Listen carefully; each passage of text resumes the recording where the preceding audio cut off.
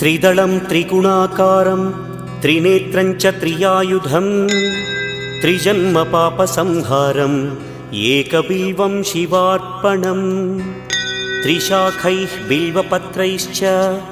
अच्छिद्रैः कोमलैः शुभैः तव पूजां करिष्यामि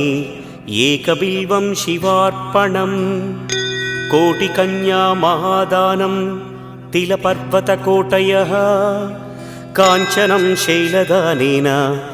एकबिल्वं शिवार्पणम् काशीक्षेत्रनिवासं च कालभैरवदर्शनं प्रयागे माधवं दृष्ट्वा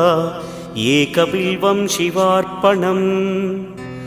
इन्दुवारे व्रतं स्थित्वा निराहारो महेश्वर नक्तं हौष्यामि देवेश एकबिल्वं